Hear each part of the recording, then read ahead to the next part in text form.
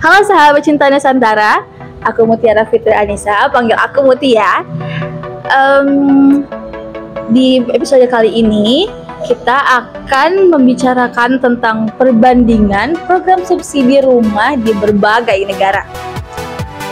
Lalu kalian pernah berpikir gak sih kalau misalnya di negara orang lain tuh gimana sih rumah subsidinya, atau apa sih emangnya perbedaan dari rumah subsidi di sini dan di luar negeri? Nah, perbandingan program subsidi rumah di berbagai negara memberikan wawasan yang berharga tentang berbagai pendekatan yang digunakan untuk mengatasi krisis perumahan dan meningkatkan akses masyarakat terhadap tempat tinggal yang terjangkau. Berikut adalah perbandingan beberapa negara dalam hal ini. Yang pertama ada Amerika Serikat. Di sana ada yang namanya Program Federal Housing Administration atau FHA. Program ini menawarkan pinjaman hipotek yang dijamin oleh pemerintah federal kepada pembeli rumah yang memenuhi syarat, termasuk yang memiliki uang muka rendah.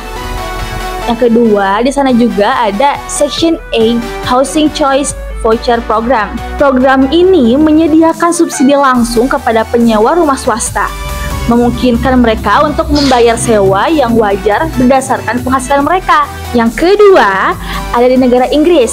Di sana ada yang namanya Right to Buy Scheme. Skema ini memberikan kesempatan kepada penyewa dari pemerintah atau perumahan swasta yang dimiliki pemerintah untuk membeli rumah mereka dengan diskon yang signifikan. Program ini memberikan dukungan keuangan kepada pembeli rumah pertama kalinya atau mereka yang ingin naik kelas, termasuk skema pinjaman dengan uang muka rendah dan skema pinjaman hipotek. Yang ketiga ada di negara Kanada. Kanada memiliki beberapa program, yakni salah satunya ada Canada Mortgage and Housing Corporation atau yang disingkat dengan CMHC. Itu menyediakan berbagai program subsidi perumahan, termasuk asuransi hipotek dan pinjaman untuk pembangunan atau renovasi perumahan terjangkau.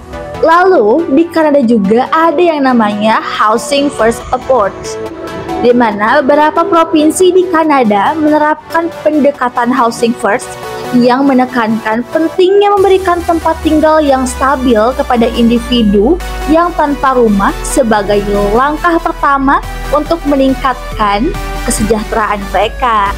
Yang keempat, ada juga di negara Singapura atau Singapore.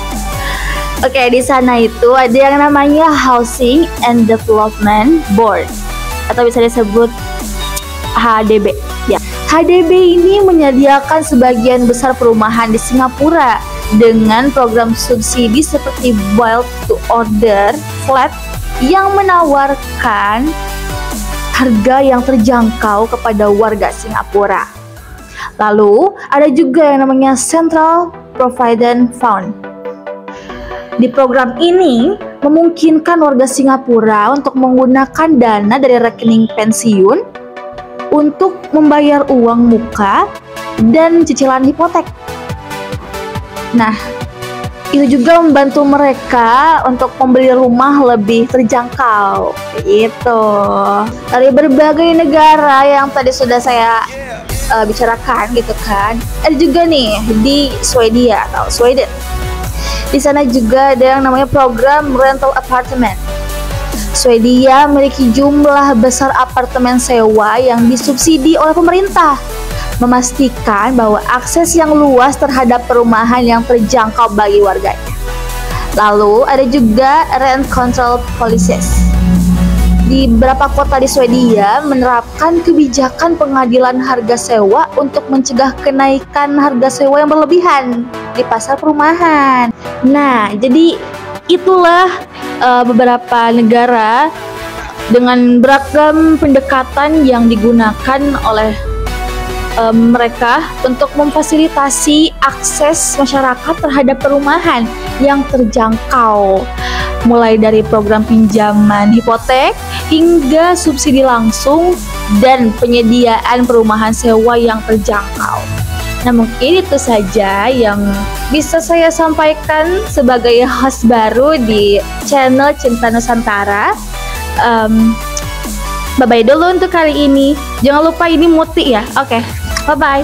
Oh, jangan lupa like, comment, and subscribe.